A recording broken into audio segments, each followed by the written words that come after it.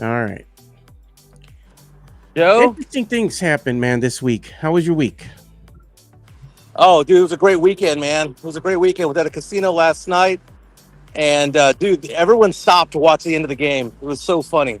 By the way, this is the first time we've ever broken the law doing a show together, Joe. Wow, you We're crossed we the are we are fence. breaking the law right now. You jumped the shark. You jumped the fence. I jumped a fence, Joe. I'm somewhere I probably shouldn't be, and two people are looking at me right now. They're gonna send security over there at you. Hey, man, don't get too close to the water, bro. There can be some gators in there. Security, respect my authority. No. Is the chat on, Joe? Yeah. Chat is on. So just don't get close to the water. Got to watch you with those gators out there in Florida. I know. Those SeaWorld gators. Mm-hmm. And come and get you.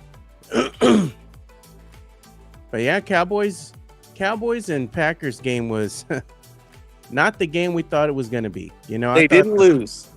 Packers were going to just blow the Cowboys out the water. That was not the case. We'll talk a little bit about that and how surprising that was. A hell of a game. You know, it was a high scoring game. The other thing that was interesting too, Longhorns didn't play. UTSA was off, but somehow the Longhorns kind of rose up in the rankings a little bit. So we'll show the latest AP poll in regards to college football. Yeah, they win, they go down two. They lose, they go up. They don't play, they go up two. Interesting how that works. Yeah, and the other thing that's been going on this morning, earlier this morning, I think it started around 8 o'clock, or no, about 9 o'clock. Spurs Media Day got off. Yeah, start already. Yeah, yeah. Jeff is already reporting on it on Twitter. yeah. So that's a thing.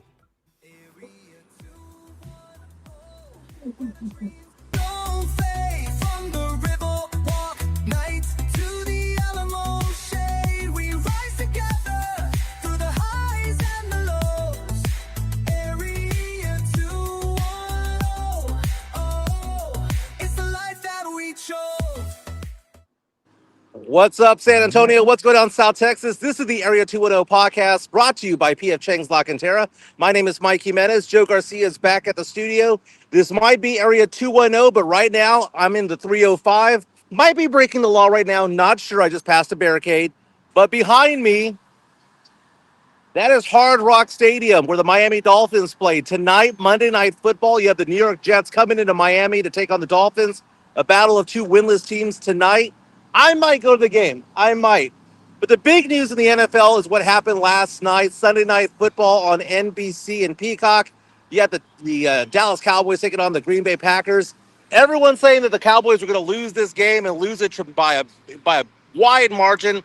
Ends up being a 40-40 tie, Joe. You know what? 40-40. Let me play the soundbite, man, for all the Cowboy fans in the house today. How about them Cowboys? Really, Joe? Really? They kissed their sister last night. A 40-40 tie. That's what they call it. Kissing their sister. Now, I was watching the game last night at the Hard Rock Casino here in Miami, and the place stopped. The last 6 minutes of the fourth quarter, Yeah. all through overtime, no one was gambling. Like, no one was on the slot machines. Everyone was just looking up at the game. What a wild finish. It looked like the Packers were going to run away with it. Cowboys got a strip sack in the second quarter to take the lead going into halftime. Started pulling away. Green Bay catches up. Looks like the Cowboys were going to win the last minute, last 45 seconds of the fourth quarter.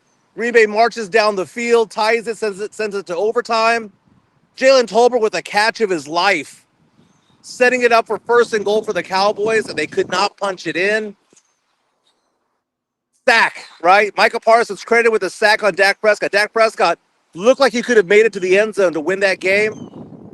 Got pulled down from behind. Micah Parsons with a big play. So much going on. Ended in a 40-40 tie, Joe. You know, there was something that I wanted to talk about here. One thing in particular, I think that really surprised me was the breakout game of one Pickens. Pickens looked amazing in this game, dude.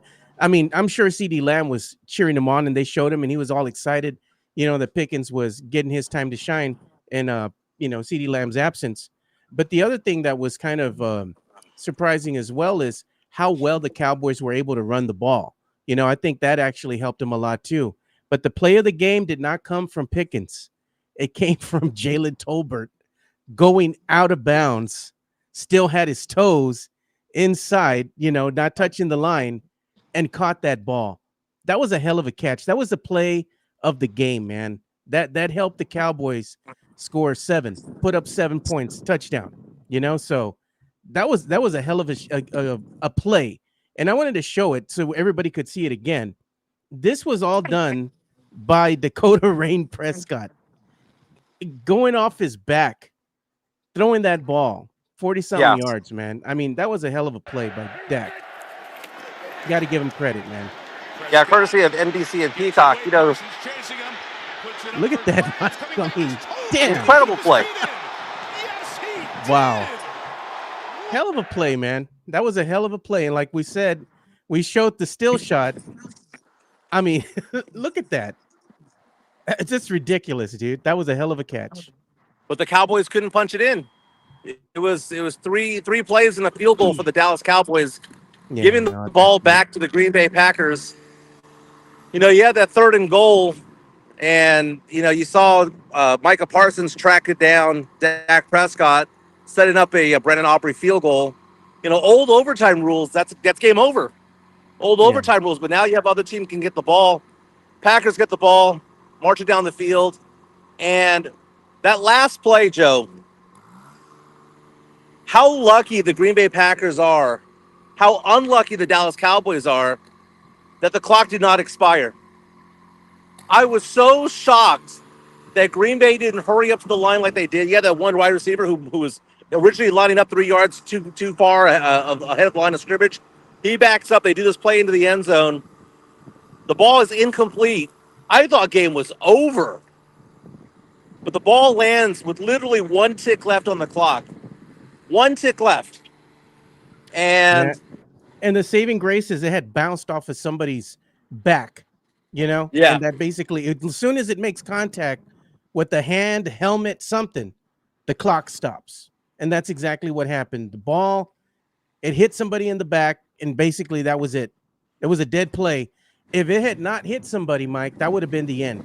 That would have been it. That would have been the stoppage of play. Game over. Cowboys go on to win. But since it hit somebody, clock stops. Kicker comes out, kicks it through the uprights with 1 second left on the clock. There were so many big plays in that game. Probably the biggest play in the game was when it was looking darkest for the Dallas Cowboys, falling behind 13-0. And then all of a sudden, Green Bay lines up for an extra kick, an extra point, and it gets blocked and taken back for a 2-point safety the other way. I don't know how they scored. I don't know if it's a safety or if it's just a return. But either way, what should have been 14-0 became 13-2. And those 3 points were pivotal because without that, the Cowboys lose this game. Without that, the rush is not there. The momentum does not change at that point for the Dallas Cowboys at that point, because not only did they get the ball, not only did they make it 13-2, but they got the ball back, Yeah.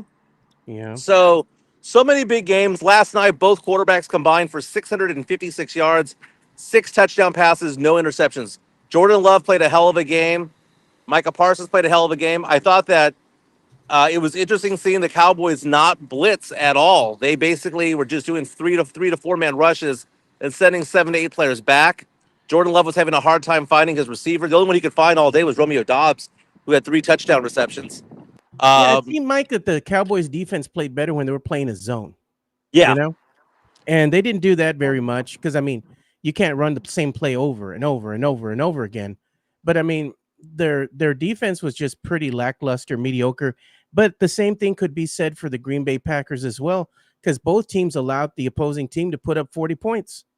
So neither one played really good defense. Right. Now, here's the thing. People are asking the question on our chat. Sam Salinas, which is our chat powered by P.F. Chang's La Cantera, coming out and asking the question, did the clock actually expire? On a regular play, if that had happened in the first quarter, it would have been end of first quarter. We'll do it at the end of the commercial break. But they would have gone back and they would have checked the time. The referees would have gone back and would have checked the time, and there was 1 second left on the clock. It was no lie. It was probably not just 1 second. It was probably 1/10 of 1 second that was still left on the clock. That was the longest 1 second left on the board, but there was still time left when the ball did bounce. So bad luck for the Cowboys when it came to that. I know Chris Collinsworth was talking to smack about it all for a while. But it's like you kind of want there to be a home field advantage when it comes to the score clock, but it was going to go to review anyway, so it wasn't Yeah. gonna come back. Cowboys. Javonte Williams had a good day running the ball. You saw some injuries to Miles Sanders later on in the game. Micah Parsons got winded at one point, made it to the tent with a minor injury. Came up big when it mattered down the stretch. Jerry Jones after the game talking trash about Micah Parsons, saying, "Well, now you see why we did what we did. Dak is a game changer, but Mike is not." Joe, right now, the Dallas Cowboys have the number one offense in all of football. They also have the number 32, the worst defense in all of football. And RJ Ochoa from Blogging the Boys was talking about that earlier this week before the game. And he said, it's unsustainable for the Dallas Cowboys to rely on Dak Prescott on the offense to score 40 points. They scored 40 points, Joe, and did not win the game. Did you know, great stat that I saw online last night, that teams that score 40 points and have no turnovers are undefeated all time. It's like more than 300-0 all time. Yesterday was the first time in NFL history a team scored 40 points, had no turnovers, and did not win. Now, they did not lose, but they didn't win. Yeah, how's this for a stat as well? Look at what I saw here, and this is courtesy of ESPN highlights. And they're putting this out on the X, and they said the Packers and the Cowboys had the second tie in scoring game, or scoring tying, or score tie in the NFL history on Wow. Sunday night with 80 points. It's the highest second tie since the OT period was added to the regular season going back to 1974. So it's like, wow, what a thriller, for primetime Sunday night football. Right. This is probably going to be the game of the year. One of the sure games of the year. This one, yeah, no doubt. The Baltimore game against the Buffalo Bills in Week 1 was also a classic game that happened on primetime as well. Those two are probably the two best of the year. Choose your fighter when it comes to it all. Dak Prescott is back. Dak is healthy. He has his arm. He has his cannon. He's showing He some even leadership ran skills. for a touchdown, Mike. He did. Ran for a touchdown. He's a different player this year than he has been in the prior two seasons. I'm not saying he's worth $60 million, but he's back in the conversation of being a top 10 quarterback, which he wasn't for quite some time. The running game's there. Javonte Williams was a great pickup for the Cowboys. He is a very skilled back out there. He's young, still I think 25 years old. Javonte Williams is an RB1 definitely in this league. So the Cowboys got themselves a find there. But You know who else defensively, was the Cowboys can't surprising stop too, anybody. Mike? Oh, what's going on? Turpin. Yeah. Turpin can do some damage. That kid's got some speed, man. And if you can get him out in the open field and you get him with a full head of steam and you get him running and you put the ball in his hands, he gone.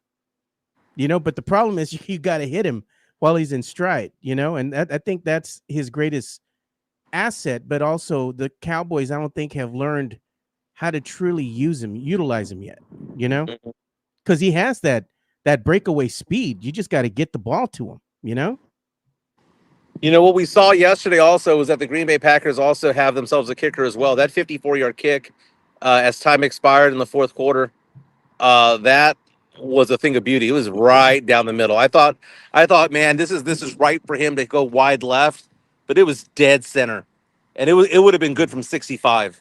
Brandon Aubrey is a great kicker, but he's not the only great kicker in the league. There's like about 4 or 5 others who can do what he does. The Cowboys, though, have no defensive skills at all. Jerry Jones was already celebrating in the owner's booth with those sores around his mouth. He was celebrating because there was only like 44 seconds left when the Green Bay got the ball back. All they had to do was do some stops. Dude, there was a fourth down, Joe, at the 35-yard line. Fourth down, last play of the game. Game over if you get this defensive stop. And receiver gets open. Matthew Golden gets open for a reception. First down, Green Bay. Keeps the game going. The Cowboys, I understand the logic for Cowboy fans today to be excited about it because everyone hyped up Green Bay coming into this game. Everyone thought that Green Bay had We were talking about ESPN Analytics saying that there was a 40% chance of Dallas winning. You're like, no, man. There's only a 2% chance. It has to be a 98% chance of Green Bay winning. Hyping this up, Cowboy fans are excited because their team showed up against a really good team. The problem is they Yeah, didn't get the win. And and didn't get and a win. meantime, Philadelphia is now the only undefeated team in the NFC. Goes into Tampa Bay and wins over there. And the Cowboys need to string some victories if they have any playoff hopes. But at least they know that Dak is healthy, and at least they know that they've got some fight in them. And any given Sunday, they can go toe to toe. I think one thing that you can take away from this, and you can be excited if you're a Cowboy fan, is Schottenheimer's play calling, right? In Oh this yeah, game, respect, dude. I mean, it's if it was last year and it was McCarthy, it would have been the same old, same old. right. You got to give Schottenheimer some credit here for calling some ballsy plays. His play calling in this game was on point, dude, and you got to commend him for that. It's looking like Shoddy might be a heck of a coach, man. Really, at the end of the day, Cowboy fan should be excited because of the coach and because of the play calling. You're seeing a different team out there. The only issue is that you need to have some consistency. If you can't have consistency on this Cowboy squad and learn how to continuously play up to your expectations, it's going to be a disappointing season because they win this game right against the Green Bay Packers, but their schedule doesn't get any easier. You know? No, it doesn't. And imagine what could have happened. What could have been this offense with CeeDee Lamb out there. Doing Yeah. this without CeeDee Lamb. Schottenheimer's calling a hell of a play, hell of a game. George Pickens, as you mentioned, had some outstanding catches. Jalen Tolbert, who has been an enigma for the first 3 seasons with the Cowboys. Cowboys used a really high draft pick on him. I believe it was a third rounder back in the day. He didn't Yeah. even make the squad one of these years. He was on the practice squad going back and forth. And then when he was playing, wasn't doing anything. To see him have a good performance on that stage has to warm the heart of Cowboy fans. The thing Yeah. about it though is that you know the Cowboys are gonna need to win 10 games to make the playoffs. Cowboys stand right now at what 1-2-1. Is that the One, record? two, and one. Yep. One, That's two, and it. one. So there's 13 games left in the season. The Cowboys are gonna need to win 9 to sniff the playoffs. That's just the way that it Mhm. folds. It Look at unfolds. A two look at and two a 2-2 record, Joe. They're mhm. back in the game. They're back in it. But at 1-2-1, that this tie might be the one thing that goes back and haunts this team later on in the future if they're a half game shy of making the playoffs. Look at Dak's how Dak performed against the Packers. This is courtesy of NFL Plus. 31 of 40, 319 yards, 3 touchdowns, and a passer rating of 124.9. It's not bad. Not too bad a game for Dak, you know? Yeah. But Joe, I mean, the appeal of the Dallas Cowboys and the Green Bay Packers. I mean, let's keep it real. I mean, there are 5 super teams in the NFL that have the greatest, the most amount of fans out there. Dallas Cowboys, no particular order. Dallas Cowboys, Green Bay Packers, Pittsburgh Steelers, New England Patriots. Are 4 of them, right? Those are the big teams out there in the NFL. Yeah. And you saw a bunch of Packer fans at this casino last night, a bunch of Cowboy fans at this casino last night, which is nowhere near Green Bay, nowhere near Dallas. But I had never been to a casino where the floor stood still to watch the end of a game. All eyes on the star, baby. That's what happens. It was remarkable because like all the slot players stopped to look up. And it wasn't like to look up to watch a play. They literally turned the chairs around to watch the big screens to watch the game, and everyone was jumping up and down. There was in-game betting. At one point, the Cowboys were plus 650 to win this game, and I joked about putting money down. What's funny is that all these people were betting on these games money line, all broke even because there was no winner. It was a Nope. tie. It was You a know where you push. make the money? Prop bets. Prop bets, yeah. The over, Joe. At some point in the third quarter, the over was 51. They got to 80. They got to 80, Joe. So I'm watching these prop bets as they go on. And it was fun to watch, Joe. I mean, for Cowboy fans out there, and I'm not one of them. You can take this as a glass half full, glass half empty type of thing. To have the number one offense in football without CD Lamb is pretty interesting.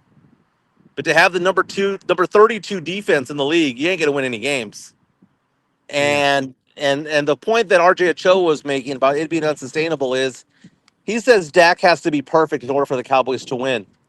Well, guess what? Last night the Cowboys were perfect with Dak Prescott under offense and the calling of Brian Schottenheimer, but it still wasn't enough because at some point you got to get stops. And man, there were. I mean, I thought that the refs were giving the game away to the Cowboys down the stretch. The Cowboys had a lot of penalties in the first half of the game, but down the stretch, Bland had a blatant pass interference call that was not called. That could have put the game away for the Cowboys, but the Cowboys, Matthew Golden getting that one reception on fourth down to extend the drive. Cowboys had every chance in the world to win this game, but defensively they just can't stop anybody, Joe. No, They they can't can't. stop anybody. And and It's and look it's look the look at look. secondary, man. Well, it's a secondary. It's also you were talking about how like watching them play zone defense was making it difficult for Jordan Love. Jordan Love got Yep. his 330 yards passing, right? Or 330, whatever it was. But it was a difficult 330. It wasn't like he was slinging it and people were wide open. He had to go to the second, third, and fourth look because you had 7, 8 people back there, and the front 3 or 4 were at least getting some amount of pressure on them. And it was making it more difficult for Jordan Love to have his looks and to get to the first option.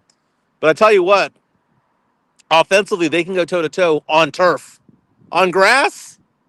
On grass, Joe? What No, man. happens on grass? I don't understand this enigma Basura, that is dude. the Dallas They're pure Cowboys. garbage. Pure garbage when it comes to natural turf, or grass. We saw that happen with the Bears. Now, Yeah, if they had played Green Bay outdoors at Lambeau Field, it would have been something totally different.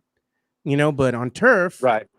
Cowboys you can give them a chance. Okay, they might have a chance. Depends on who shows up on Sunday. Is it going to be that perfect team behind Dak Prescott, or is it going to Yeah. be the Cowboys inflicting their own wounds? Because one thing that we did see happen early on in the game is the Cowboys were their own worst enemies.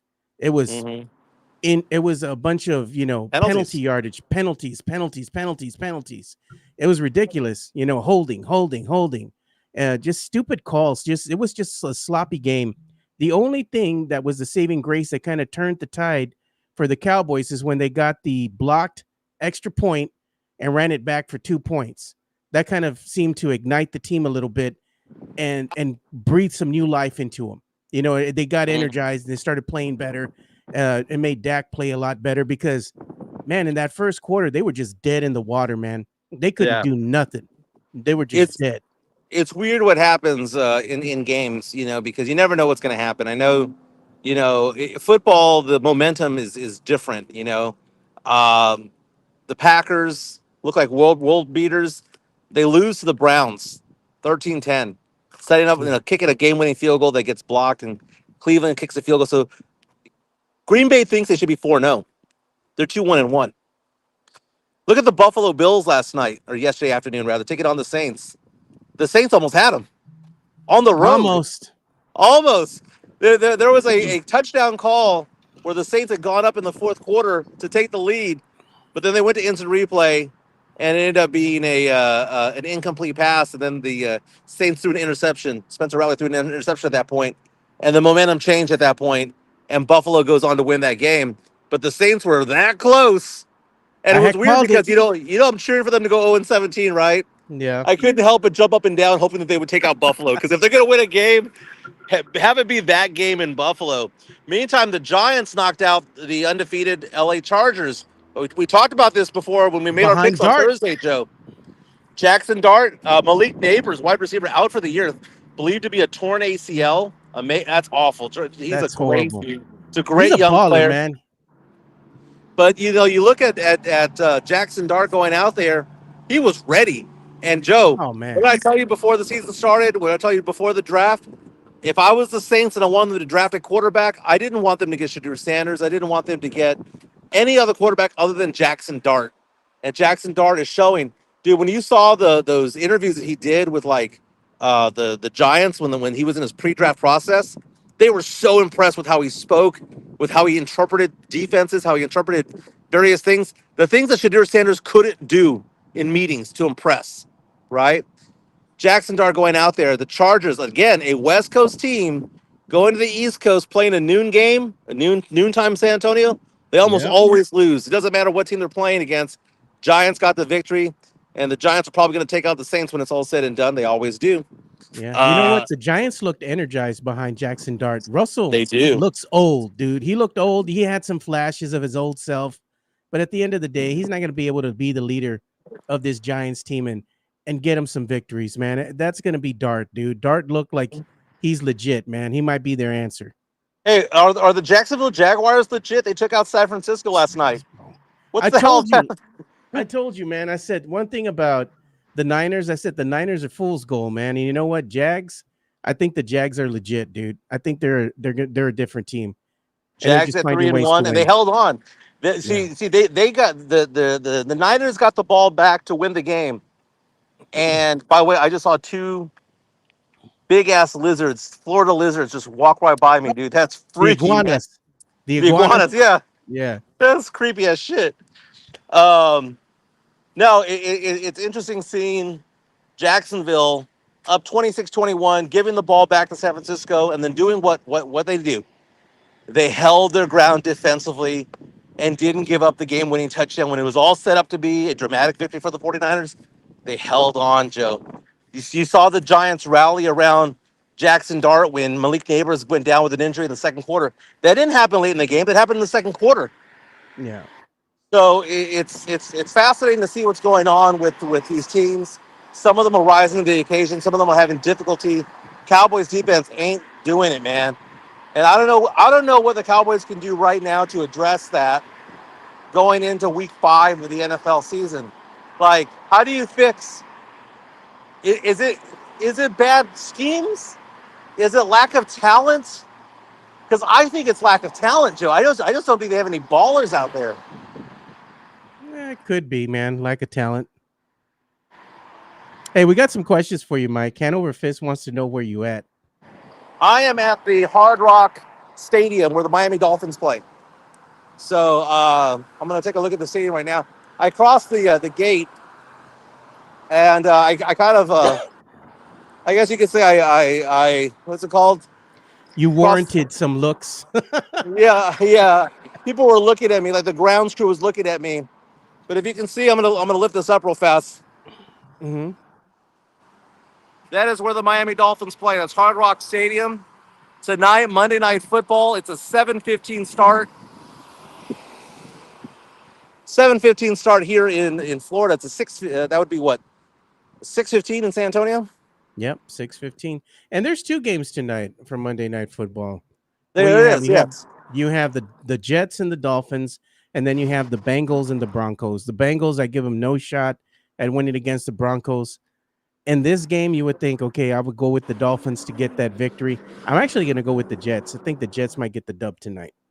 Well, if I'm going to be a poser today, dude. If I go to this game, and I saw some tickets, I don't know how much it costs to go to Cowboy games, Joe, but behind the, I would say like be in the end zone, diagonal, lower level, row 24. I found some tickets for $120 that included the taxes and the fees. That's cheap, dude. You can't find those prices here at Jerry World. So why am I over here in Miami? I'm in Miami right now because my girlfriend's daughter lives over here. She's doing her medical residency over here. And long story short, we're moving her into a new apartment. So she had to move we moved her into a storage unit about a month ago. Today we're moving her to her new apartment. Her new apartment happens to be literal half-mile walk. And I'm walking to her apartment right now. A literal half-mile walk from the stadium. So she lives in Miami Gardens now while she does her residency. So pretty That's excited not about bad. that. Yeah. Now later in the show, we're gonna have our good friend Jason Garcia kind of help out and talk about the NFL with you, the rest of what happened in the NFL as I wrap up my part of the show. I apologize, but I got to go do the what would I be? The fatherly duties over Yeah. here. Well, let's talk Yeah, about this real quick, Mike. Let's yeah, talk about the latest college AP poll. Both UTSA was off, along with UT. They were both off. They had their bye week. But surprisingly enough, UT actually rose up in the standings here as you see the latest AP poll that was released. yeah. Well, last week the Texas played Sam Houston, annihilated a really bad team, went down 2 spots in the rankings from 8 to 10. This week they had two teams that were above them that lost. So, Yeah. LSU dropped because they went into Ole Miss, got their asses handed to them. Ole Miss looked good, man. I didn't realize how good Ole Miss was. Ole Miss was a good team. That running back is going to play on Sundays. Whoever that running back is for Ole Miss, he's going to play on Sundays one day. He was so fun to watch. They annihilated the LSU Tigers. And I will say this about LSU.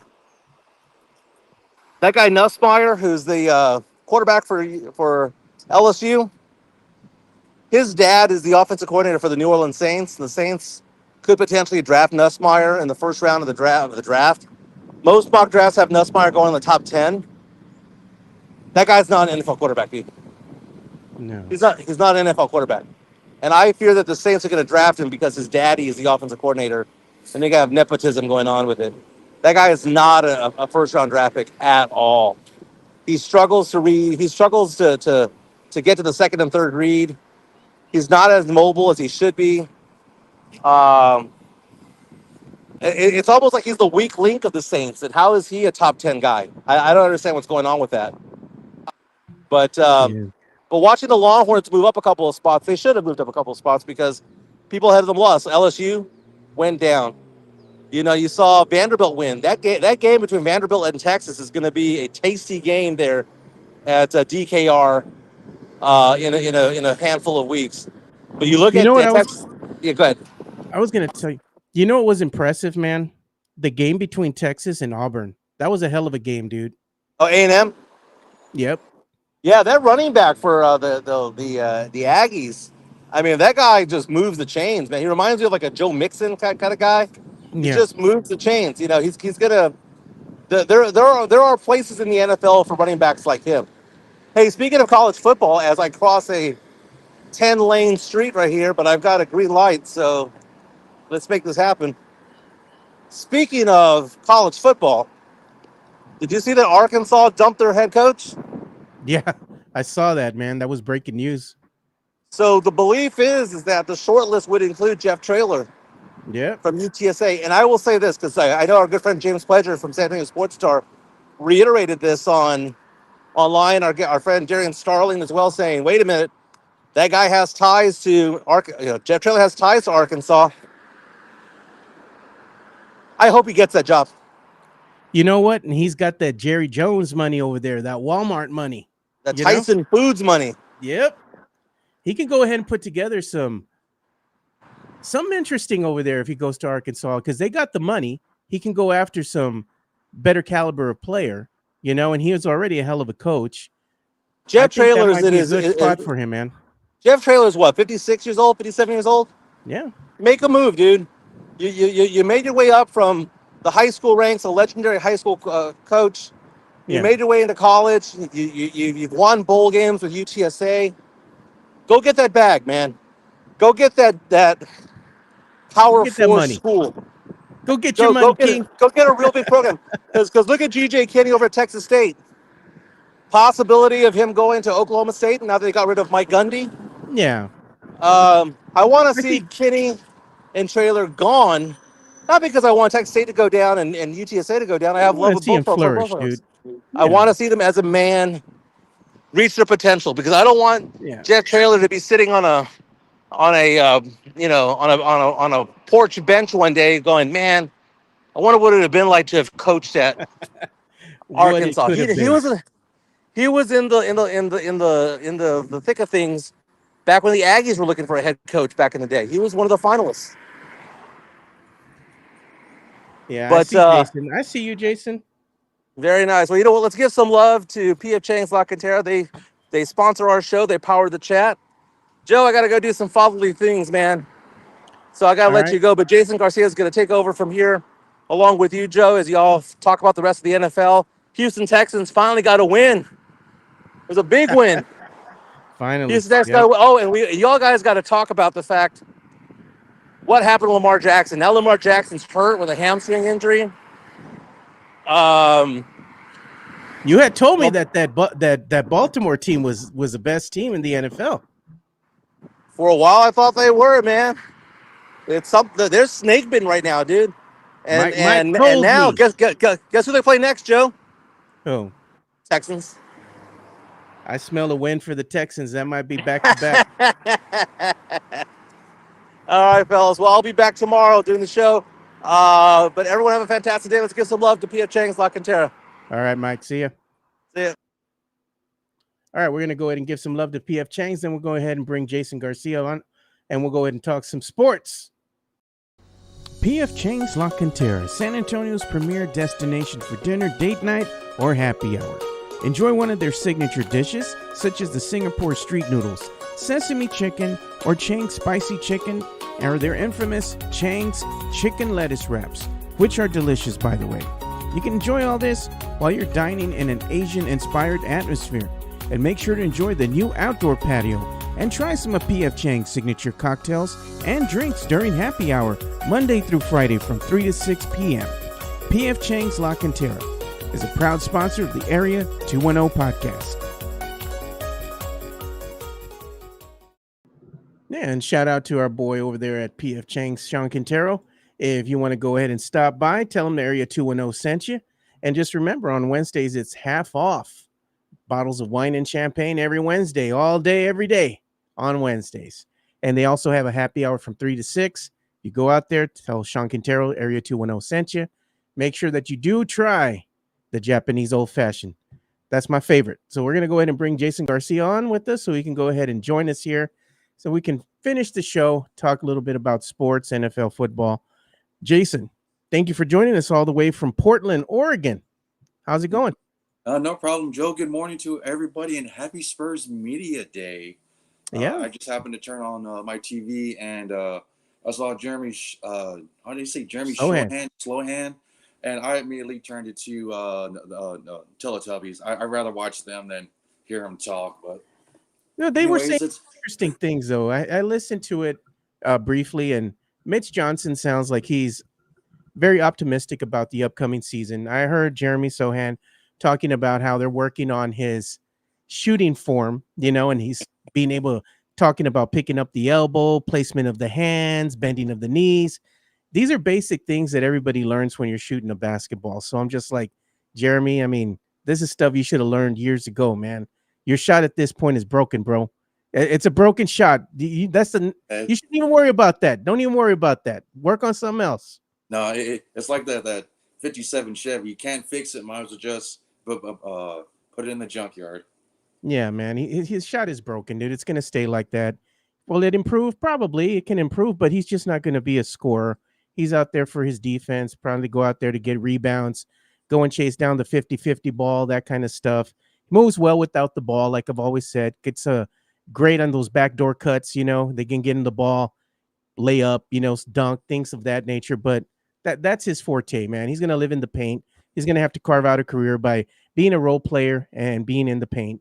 And that's it. At the end of the day, is it warranted of $20 to $23 million? Probably not. I think the Spurs are just going to let him walk. Yeah, they should. Or not, maybe trade him for something. I don't know, a washer and dryer, Kenmore. Yeah. I don't know. What kind of hat do you wear? Are you wearing there? Is that a derby hat? So this is a hat that I bought in England nice. when I went over there when I was a reservist a couple of years ago, and I like these styles hats. And the reason why I'm wearing it is because obviously I don't want the shine to show on. Everybody's like, I'm blinded by his bald spot, but I like to wear these hats. It goes great with the nice little Seahawks throwback jersey. The Sea Chickens actually won. I know that they won. So let's go ahead and get into some of the NFL talk, or winners and losers. We'll go ahead and open up the venue for this. The schedule. Well, the schedule was Seahawks and Cardinals, so we saw that game there. And Seahawks, they actually got the dub against the Cardinals, Yeah, 23-20. that was a closer game than what I thought. I mean, they were looking good the first half. The second half, give credit to Arizona and Yeah. coming back and almost winning that game. Yeah, and then they had the other game was, of course, on Sunday. They had the Vikings and Steelers. I actually thought the Vikings would win this one, and unfortunately, they did not come through for me. Oh, Steelers found a way to win, 24-21, and that's about all she wrote for the Vikings fans. Um, Surprising win here for me. Falcons get the dub over the Commanders. I did not see that coming. I thought the Commanders would be the better team, and no, they lost to the Falcons, dude. How? I was watching the game on the NFL Red Zone, and I looked at the score briefly. I'm thinking, okay, it's Washington, they're gonna win. But when I looked at the score again, I'm like, Atlanta's actually beating them down. And Bijan Robinson, man, he looks good. He looks good. I mean, the way he's cutting up people. I mean, it kind of reminds me of Barry Sanders when he would get in the Yeah. O line and then he just make these defensive players miss. Yeah, and then the other game that me and Mike were talking about too was Chargers and Giants. Jackson Dart's coming out party here, and the Giants were able to get the dub over the Chargers. Man, Chargers are a decent team, so Yeah, credit to the yeah, Giants. They got a dub. yeah. Unfortunately, the good thing for the Giants is that they shut Herbert down, and when he shut him down, I mean, he really can't do anything. But the Giants, I think they might get a win or two more the rest of the season because unfortunately their star rookie wide receiver Neighbors went out, and I was watching the game and I'm like, the game's so long, I don't got it on mute. Why is that stadium so quiet? But when I saw Neighbors down on the ground, I'm thinking that's not good. So No, and the no, other thing as we kind of go down the list here, the Texans finally get a win here, and they beat the Titans in convincing fashion, 26-0. One of my best, I guess, excerpts is listening to one of the Titans fans address the media after the game, and they were asking him, what happened, what's going on with the team, and he's like, just basically told them, real talk, we ass, you know. yeah, So I'm yeah, just like, it is what it is in that regards with the Titans. yeah. The Texans Titans finally put eke up a out a win. yeah the Titans put up 20 points on the Titans, or the Texans put 20 points on the Titans in the fourth quarter. I think that was a good breakout, but just being at 6-0 at the end of three, I'm thinking Titans might have a chance, but once the Texans got it going finally, yeah, they were able to win easily. No, I'm surprised that the Rams and Colts and the Eagles and Bucks games were pretty good too. Yeah. Unfortunately, Baker Mayfield ran out of magic and really couldn't do anything, but the Eagles are starting to look pretty good, like they are the legitimate number one team in the NFC. They're Super Bowl champs for a reason, man. I mean, even though they thought that they were gonna kind of miss a little bit here because they've lost some players or whatnot, but they're still looking like a really good team. One of the teams that are going to be there in the end, the team that you're going to have to beat. I was kind of disappointed for Baker, man. I thought he'd be able to, you know, ink out some magic here at the end, but it was not to be. And he just kind of fell flat in that last play of the game. And he just knew that just ran out of time. He ran out of time, dude. It wasn't in the cards for him. But he's a baller, bro. You can't say enough about him. Buccaneers dropped this one, and Yeah, rightfully so against the Eagles. The Eagles get the win. The Eagles were the better team. yeah. Go ahead. That D line for Philly, I mean, they don't have to rush anybody. They don't have to put 5 or 6 guys in the box. Those four front D men are demons just on any O line. Yeah. And then we had the Panthers and the Patriots. This one shows you how bad the Panthers are. They're pure stinky garbage. They're the dirty, nasty pamper in the HEB parking lot. This team Ah, is horrible.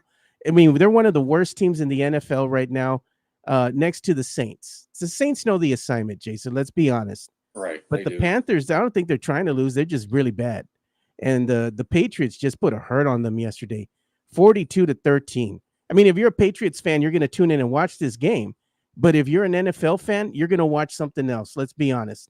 You're not going to tune in to watch this ass whooping because you already know what's going to happen. This was a game that I didn't even watch. I didn't even bother. I just saw, okay, let me check the score. All right. But I didn't have any prop bets on this one. So this was a pass for me. Did you watch it? Well, like I said, I was watching the NFL Red Zone, so whenever they showed it, it was always a Patriot highlight coming Yeah. in. But a surprise in this game, there was an Andy Dalton sighting.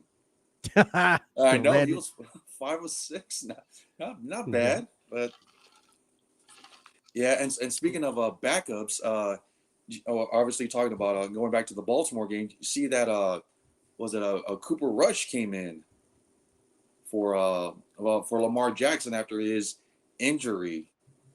So I mean, yeah, it seems like a lot of the teams are starting to bring in their backup quarterbacks. I kind of wonder when the Saints are going to bring in their backup quarterback to replace Spencer Rattler. Rattler. Hey, man. But the thing is with the Saints, and I had told people on Friday's show, I said this was my game that I had circled here. And I said, if you wanted to make some money and you wanted to be a gambler, you would put money on the Saints to upset the Bills. That almost happened. I was like, Yeah, people were scared. They got shook up a little bit. yeah. I was watching that. And I'm like, because I'm hearing it, I'm thinking, how in the heck is the Buffalo not just blowing them out in the Mm-hmm. first half? But give credit to the Saints. At least they put up a decent game, at least for a half. At least And for a then half, after, yeah. yeah, then afterwards it was just straight garbage afterwards. Wheels fell off, yeah. And then you're talking about the wheels falling off. The Browns defense usually is pretty good, right? But they weren't that great against the Lions this past Sunday. Lions just No, steamrolled them, dude, 34-10. And the Browns, they really don't have any offense to speak of. They're pure stinky garbage when it comes to their offensive game. And then I'm saying the Saints, the Lions just steamrolled them for a final score of 34-10. This was just yeah, an ass whooping from start to finish, man. yeah. The Lions are my team that I picked to come out of the NFC. I think that they are a complete team, and I think they can handle Philadelphia. Yes, they are an indoor team up there in the north, but if they have to go into Philly, I think they can beat Philly on the road, and we'll walk into the Super Bowl. Wow. Yeah, my daughter was texting us right now. I just saw. So congratulations to my daughter. She's telling us the time that she's going to be graduating from UTSA. She's telling us it's going to be on December 15th, but she's going to graduate at 10 a.m. I don't know why they're having the graduation so early in the morning. So that might be a day that I might not be able to do the show because I'll be over there watching my daughter graduate. But 10 a.m. Like, come on, UTSA, do better than that, dude. Like, Yeah, make that's it in the way too afternoon. early. Yeah, man. That's unless they got another event going on at the Alamo Dome. Who knows, man? But 10 a.m. I'm just like, damn, that's like butt crack of dawn. You got to get up to get them over there and get ready and all that stuff, and then find parking. You got to get there early. It's going to be at the Alamo Dome. It's a nightmare when you're trying to find parking for events like that. Fills up pretty quick. But I'll address that at a later date. But the next game Yeah. that we're talking about is we're going to talk about Jaguars and 49ers. This one is the Thank Jags are you, legit. Jacksonville. Thank you. Appreciate it. 49ers are fool's gold, man. I know they're riddled with injury, but this team just doesn't seem the same anymore. I know they got Brock Purdy back and whatnot, but the Jags are legit, dude. I think the Jags are a legit team. They beat the 49ers 26-21. This was a good game. Yeah, with Jacksonville, I mean, they've always had the offense, but now that they got a good or at least a decent defense, I think they are going to take the division. Maybe I don't know. I want to see them when they go against the Colts twice this year. And like you're talking about San Fran, to me they seem a shell of themselves. Yeah. So I do want to see San Fran against the Rams. See how they come up against them twice this year.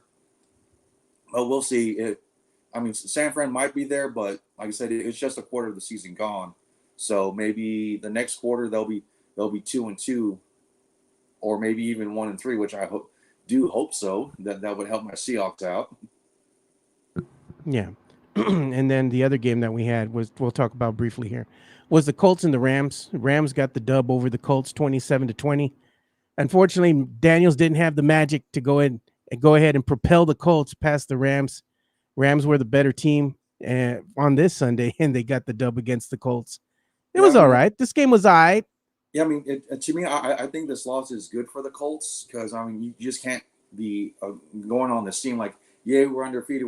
Next thing you know, you lose about 3 or 4 games. It's good to go 3-1, and now okay, let's repeat that. Let's do another 3-1 to be at 6-2, almost halfway through the season. Plus, the Colts have to be looking in their rearview mirror because, like we mentioned before, Jacksonville is right there. They don't have to worry about the Texans or the other team that's in the division, Tennessee. Yeah. The other game too that was kind of interesting to me was the way that the Bears won this game against the Raiders. The Raiders had themselves in position to win the game. All they had to do was kick a field goal. And Caleb Williams, they kind of panned the camera to him. And you could tell he was like, oh man, like he was going through it. Can't believe this is happening. That look of frustration and disappointment. And then it changed real quick when they went ahead and blocked the punt. And he's like, what? What happened? We won. So Yeah. the Bears survived. The Bears got lucky on this one. And the defense came up and saved their ass with the block punt at the end of regulation. Bears get the win by 1 point against the Raiders. So they got lucky on this one. They should have lost this game. Well, But I they mean, it should have, happens once in a while.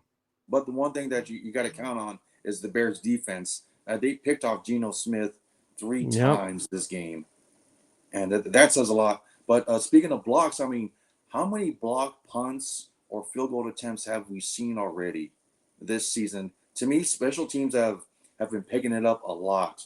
A lot of blocks, a lot of punt returns, and a lot of kickoff returns.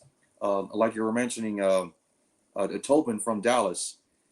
I mean, yeah, you can give him enough room to pick up speed, and he'll give you 30, 35 yards real quick, either on a punt return or a catch.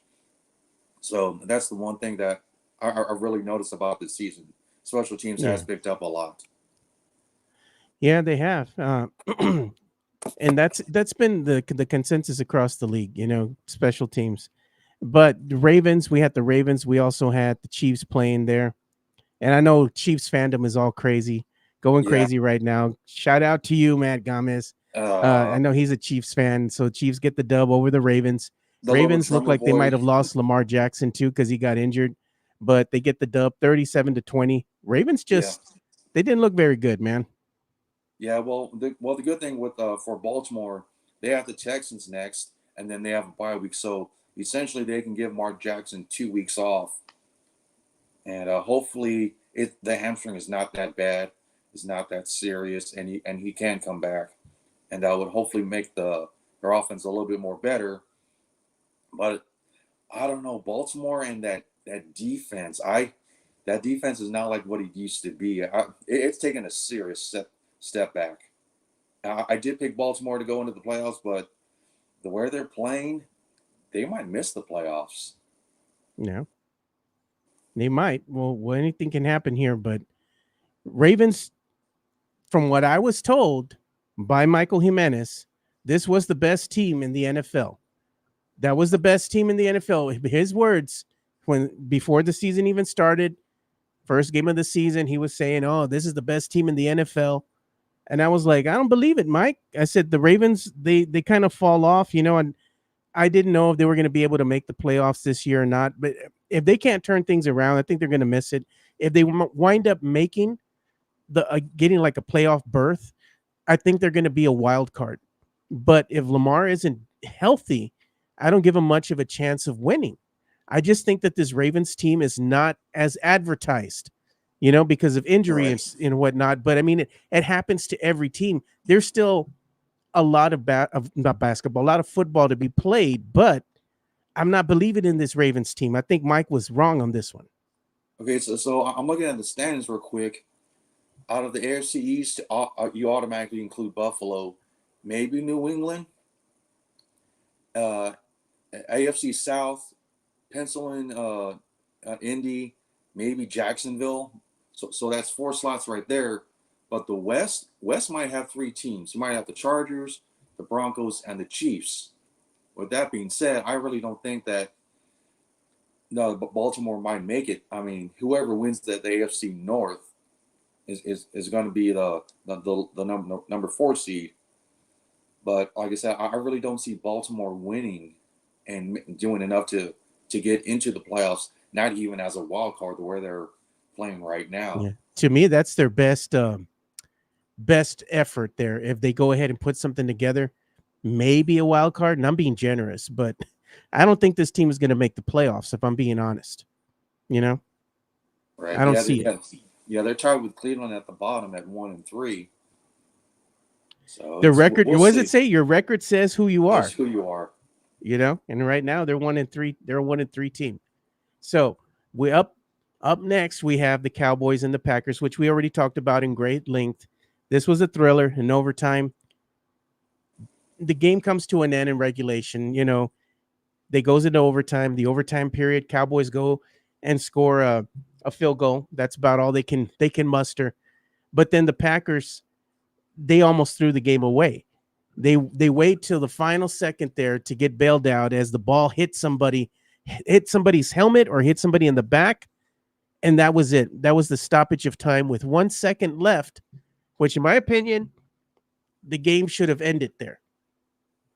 But in the overtime period, they look at everything. They say, "Oh well, it hit somebody," and as soon as it hits someone or somebody touches the ball with their hand, that's a stoppage of time. So they counted it as that. That's what the explanation was.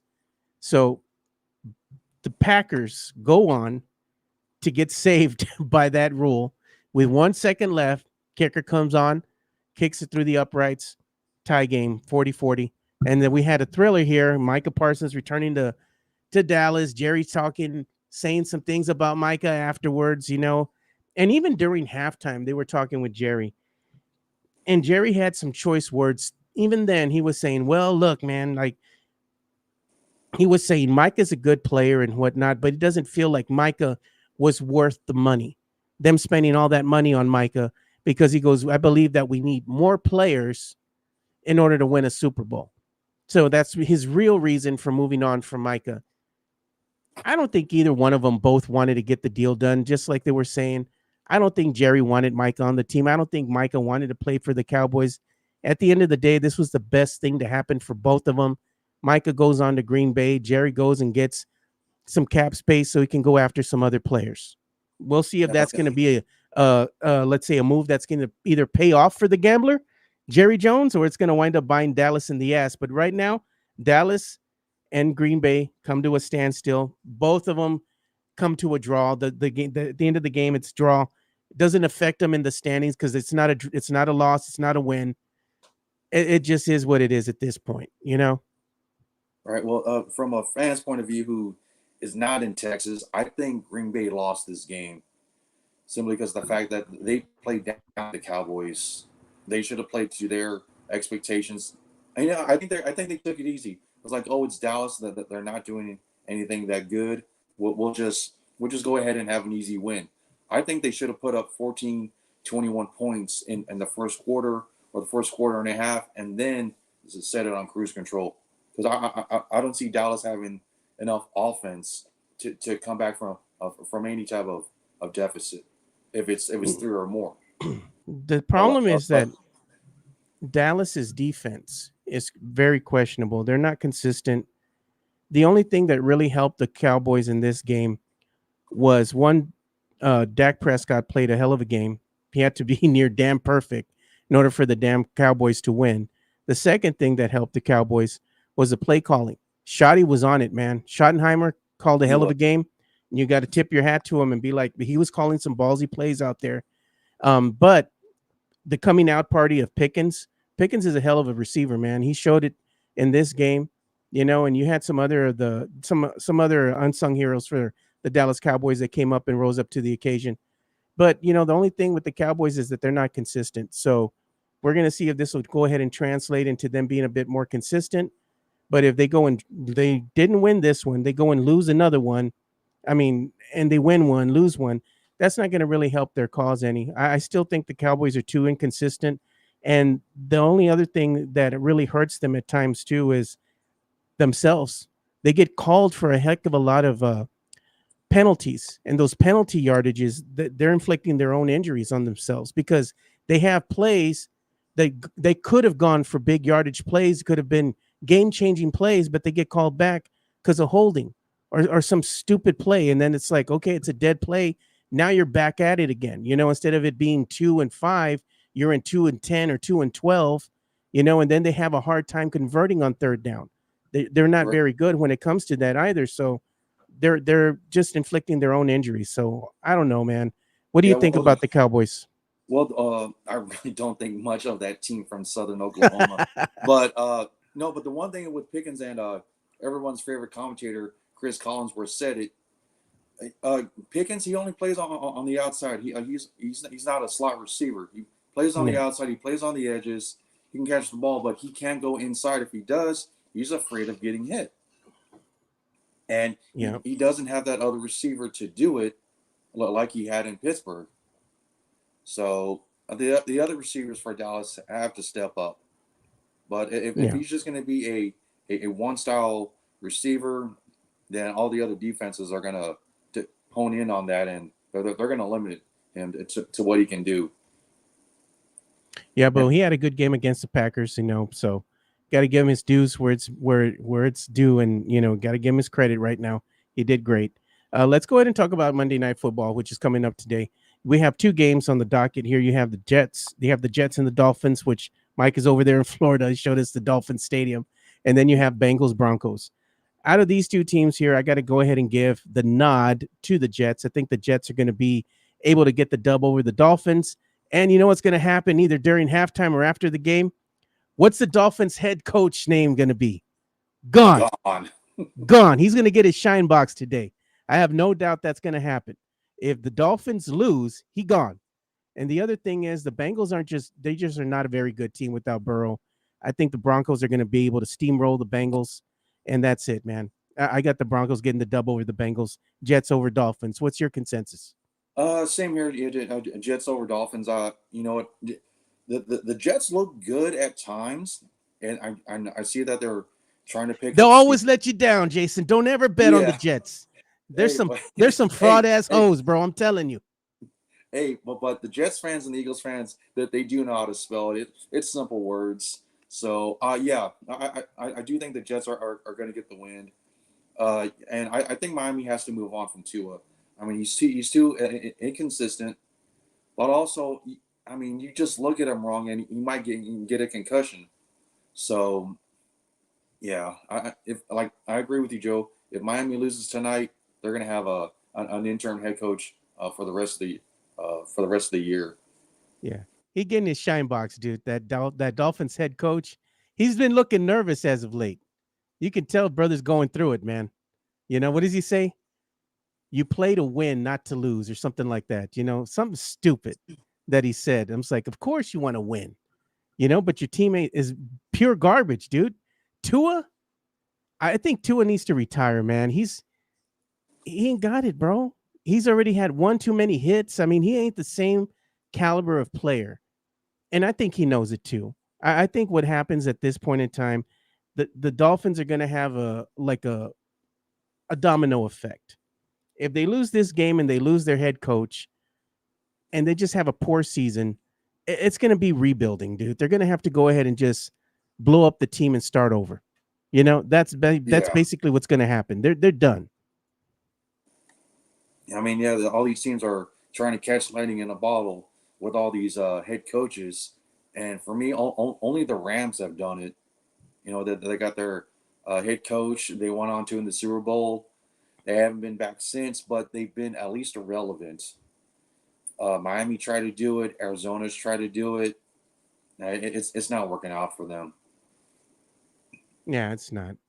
But one thing that is happening here too, that's exciting, because it's the start of October coming up here on Wednesday. You know what that means?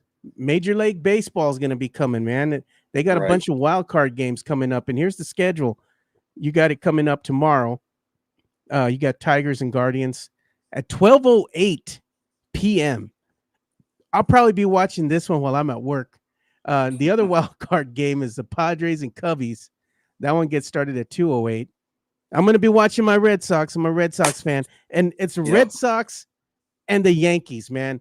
I freaking hate the Yankees. I can't stand them. I hate them as bad as I hate Eagles fans, and the I'll, Eagles. I'll, I'll drink to that, Joe. Go Red Sox, man. That one's going to be a good one. 5:08 tomorrow. I'm going to be watching that one for sure. You got the Reds and the Dodgers. I don't give the Reds any chance, dude. That Now, one starts at 8:08. now, Joe, let me ask you this: when was the last time that you remember the Cincinnati Reds being in the playoffs? And I think the last time, Jeez. if I can remember, I think I was 5 years or younger. I think they won it all, or they at least made it to the World Series. But I mean, to see the Cincinnati Reds in the playoffs, that's something. It's just like the Cubbies back in the day. Remember the Cubs could never get over the hump, and then No, finally they were back in the playoffs again. It's good to see teams like this have that resurgence, but it's going to really be not much of anything because on paper the Dodgers are the better team, no doubt, right? no doubt. And I think they're going to wind up getting the dub over the Reds. Interesting game here. You have Tigers against the Guardians. That's going to be an interesting game to me. That happens on Wednesday, October the 1st. I'll be watching that one for sure. And again, you have the other wild card again, October the 1st here, Padres and Cubs. So there's a lot of stuff happening, man, as far as MLB that's going to be coming up here. I'll be Yeah, watching these games. I'm going to be watching this series coming up here. I'm going yeah. to So love I know watching this. yeah. So the winner of the Tigers Guardians, they're gonna go. Oh no, yeah, they're gonna go into Seattle. Whoever wins between the Red Sox and Yankees, they go into Toronto, and I think Cubs and Padres.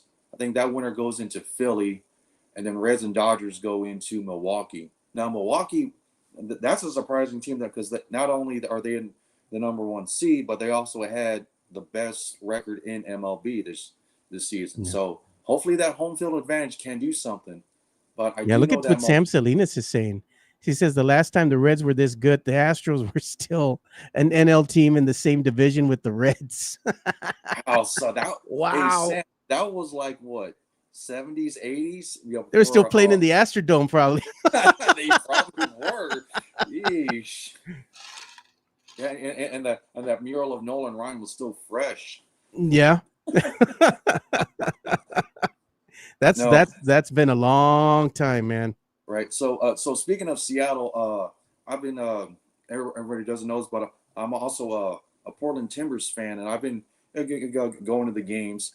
And this weekend, it's gonna be interesting in Seattle because obviously, you see on the schedule, Seattle's going to be hosting the ALDS games 1 and 2 Saturday and Sunday. Saturday, the Timbers are going up to Seattle to play the Sounders. That's a big rivalry.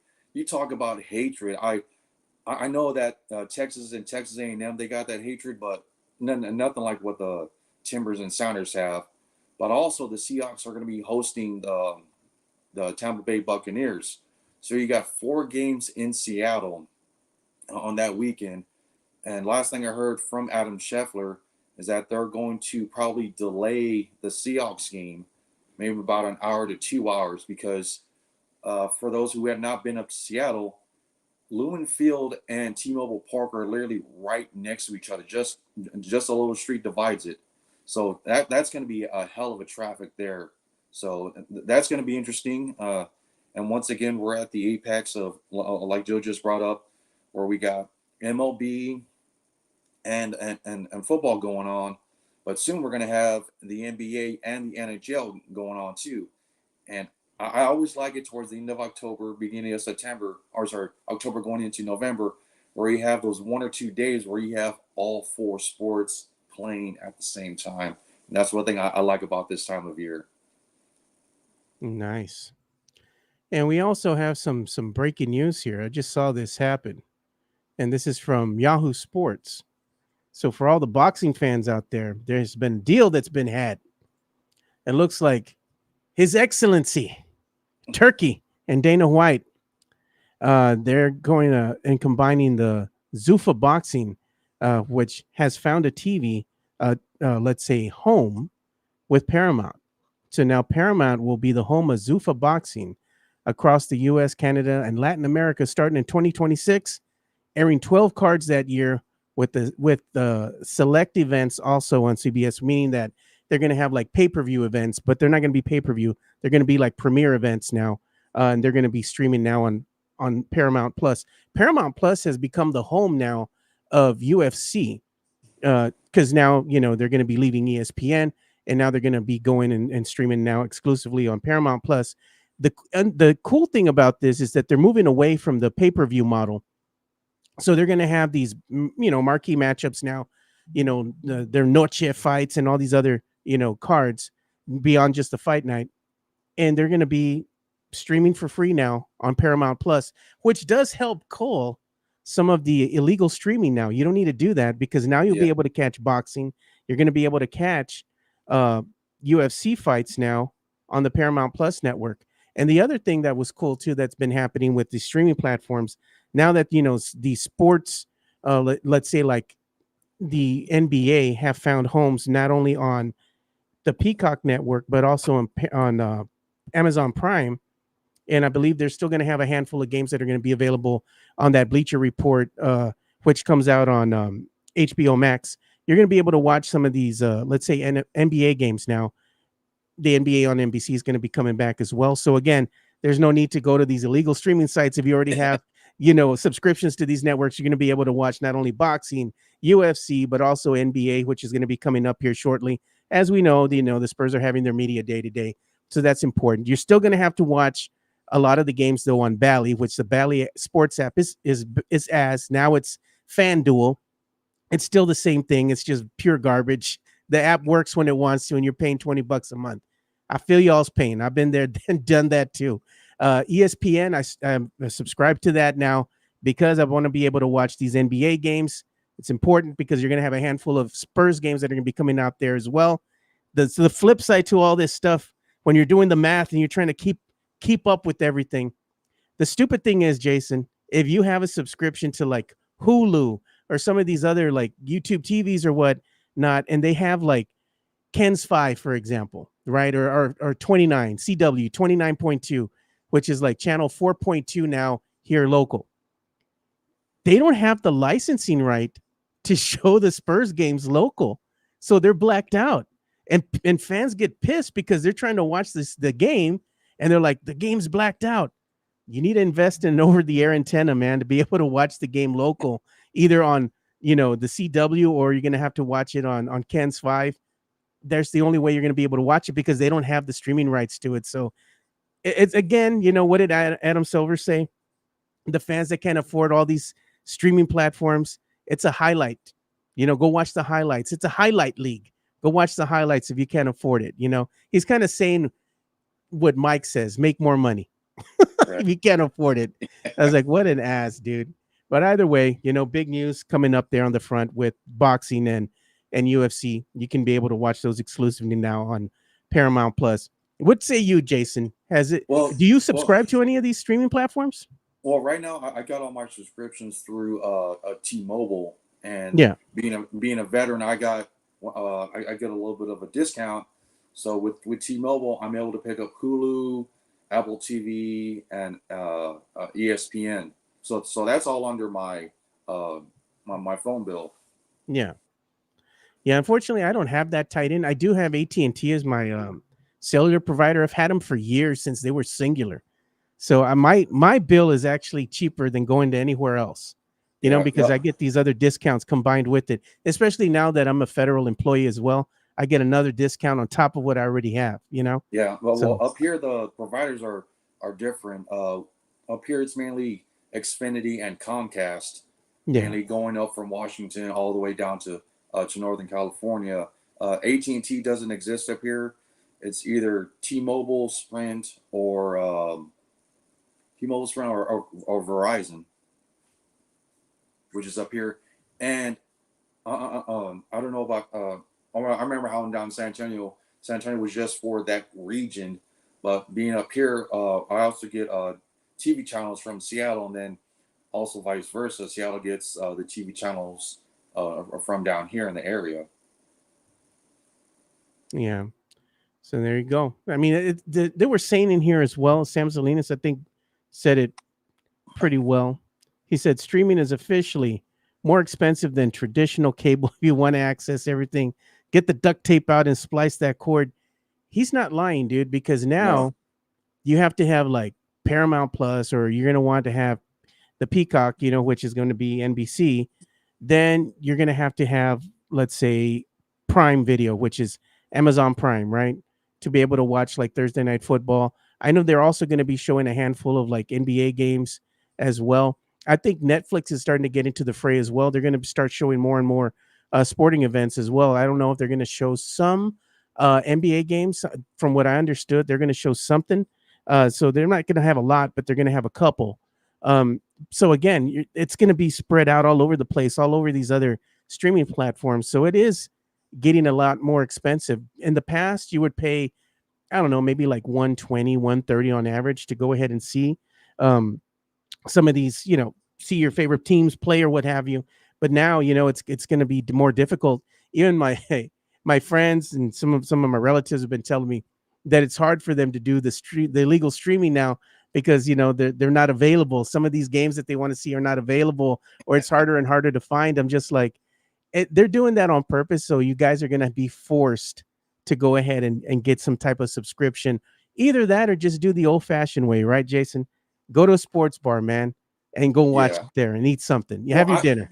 I mean, yeah, for people like us, so we can easily go to a sports bar, sit down, sit next to somebody we don't know at all, and just start Yeah. chatting up about a team, a sport. But these kids nowadays is like, I don't know, I want to be in my safe space. But no, real quick to Sam Salinas. Hey, Sam, just do a YouTube video on how to do the rabbit ears, or maybe to teach your nephew how to hold that antenna up right on your on the Yeah. top of your roof. Yeah. That's what I've had to do. I made an HD antenna years ago, and I've had that in place here in my house, and I wired my whole home for HD. So I will be able to watch like local Spurs games here, and also be able to watch NFL games and some of the college football games, college basketball games as well. So I did that years ago. So I'm good on that front. But yeah, man, I feel you on that. One thing I wanted to talk about as we start bringing the show to a close here. What are your thoughts, Jason? Because I know they unveiled it yesterday. Everybody wanted to know the big news. Who's going to be performing at the NFL Super Bowl at halftime? And it was revealed none other than Bad Bunny. El Conejo Malo. I don't care for this crap, dude. Will I be watching it? Absolutely not. I mean, what's your take on this? Are you a Bad Bunny fan? Who is Bad Bunny? I mean, okay, so yes, I'm a little bit younger than you. Joe me about 2 or 3 years, but I mainly grew up listening to rock and roll. Give me some Pink Floyd, some Genesis, some Metallica or something, man. yeah, something like that. But I'll give a credit. Bad Bunny, he does have a lot of followings. But for me, for the Super Bowl halftime show, if I don't know who the person is, that's the perfect time to get to refill your drinks, to get some more food, take a bathroom break that you've been holding on for the first hour and a half of the first half. So And okay, look at good this for brother. him. They got him out there sitting down on the goalpost, and he looks like freaking that guy from One Piece, Luffy, right? Yeah, From One there's a Piece. straw Like, hat come on, Luffy. man. Yeah. Well, then it going. I mean, that there could be like a green screen behind him where he's just sitting on a chair and they did everything that digital. Yeah, man. But I'm just So like, come on, man. What's he trying to do? Trying to One Piece the whole bit? What's going on here, dude? I don't get it, man. But to each his own. I'm not gonna be watching this crap. I was like, halftime shows on. That's my cue to get out of here. Go out and get some beer, do a beer run, or go and drink some beers with the fellas. I'm done. bring back Janet Jackson. Nah, That's what they need to do. they can't be doing that no more. Yeah, But yeah. they had teased at one point, oh, maybe Taylor Swift was going to be coming back, but no, that was not to be. They need to get somebody else. They've already had other music acts come through there. They had, was it Weekend? They had Lady Gaga. They've had all these other, you know, performers come out and do their thing. But I think what the old heads are saying, like me and you, is we want to see some of these acts come through here. Because I mean, let's be honest. If you go to an NFL game, what are you going to hear playing, blasting over, the speaker system? They always got some type of Metallica, Guns N' Roses. Why don't they just play something like that? Get a rock band out there. I mean, hell, they could even get Creed again. They had Creed years ago. Bring them back. I'd I rather think see that. get the food, or sorry, the food fighters. Get them out Yeah, there. get somebody, I man. mean, Get some. they're Get a still get a touring, rock band.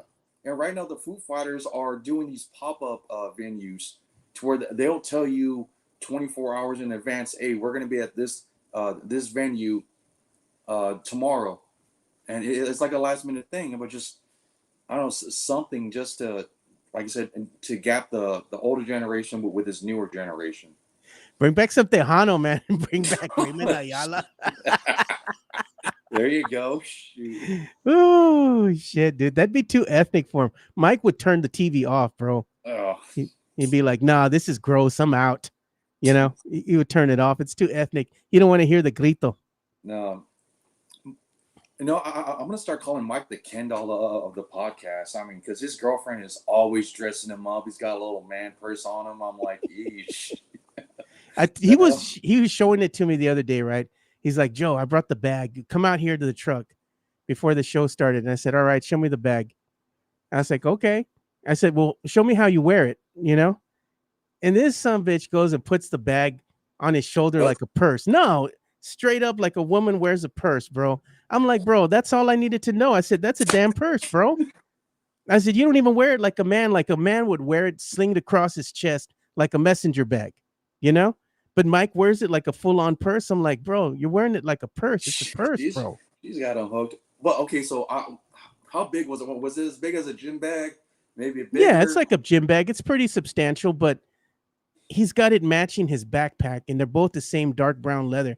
It's a nice bag. It's a nice backpack. I'm not discounting that. I'm just saying the way he wears it, it's like, that's a purse, bro. and he always has to have it one side facing out because of all the pockets, and then you open it up, there's like 15 more pockets in there, and then there's a secret pocket.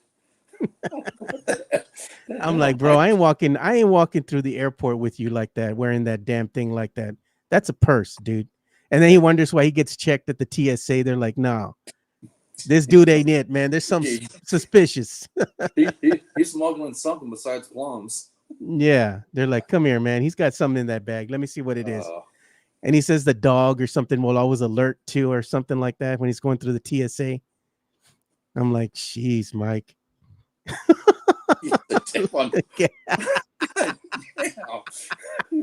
Yeah, no, Sam is on it today.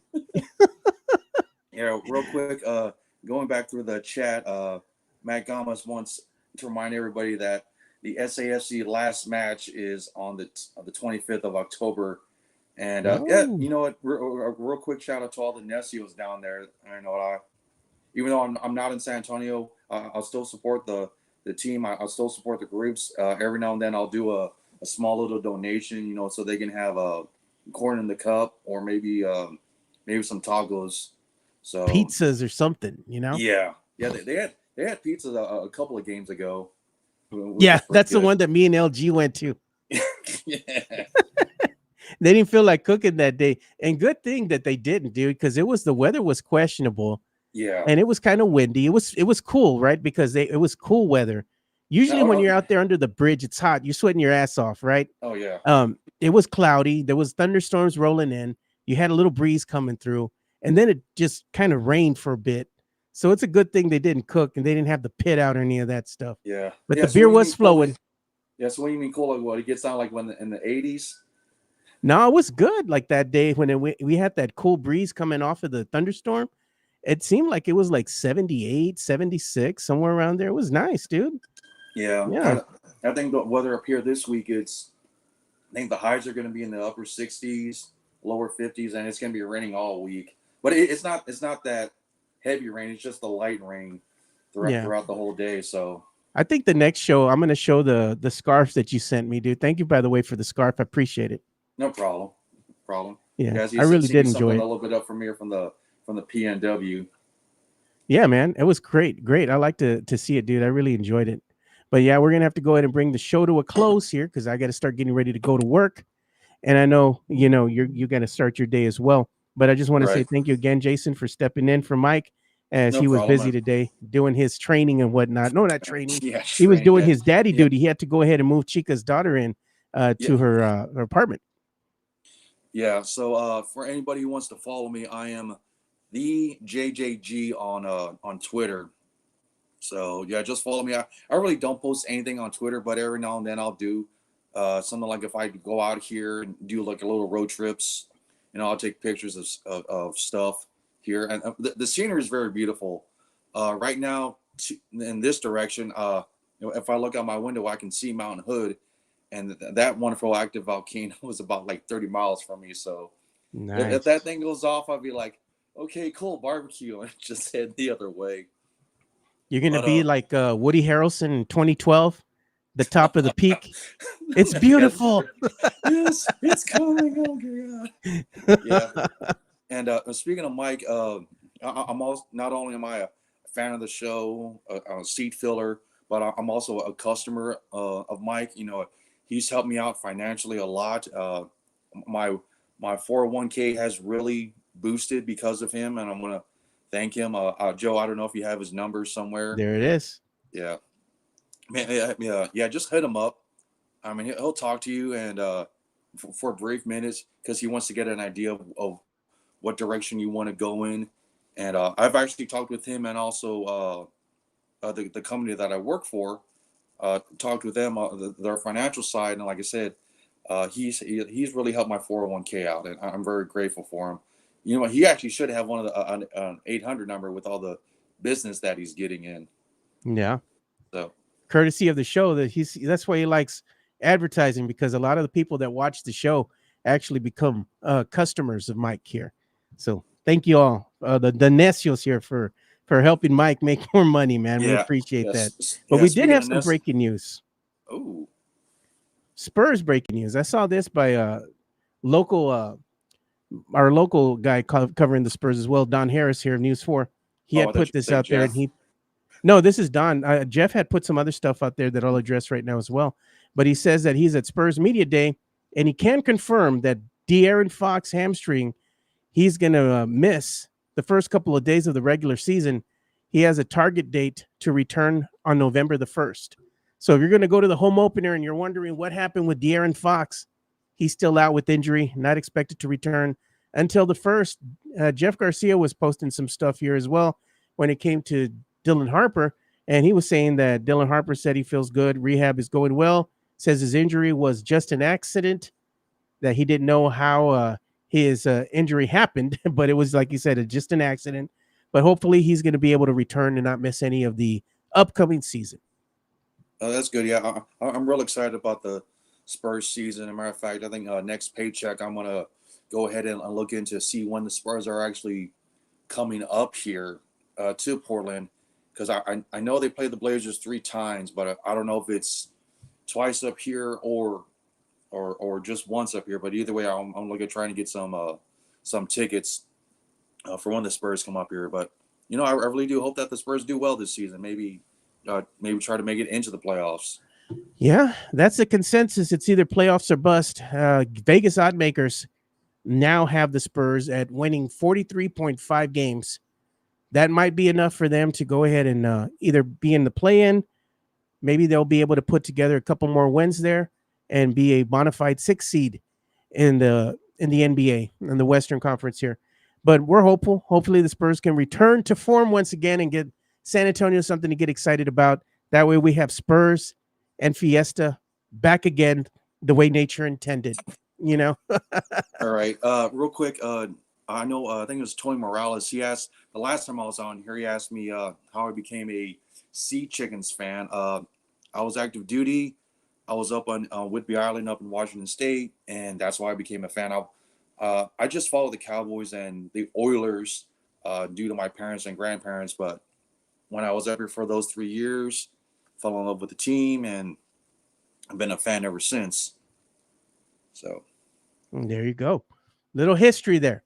But Jason, I want to say thank you again for filling in for Mike. We greatly appreciate you. No So problem, we're Joe. going to have to Anytime. go ahead and, we're going to have the show come to an end here. We'll see you boys tomorrow. And, hopefully you all have a great Monday. Start off the work week right. And go Spurs go, because today is media day. We'll have more about that probably on tomorrow's show. So for Jason Garcia, I'm Joe Garcia. We'll see you boys tomorrow. We're out of here. Peace. Peace.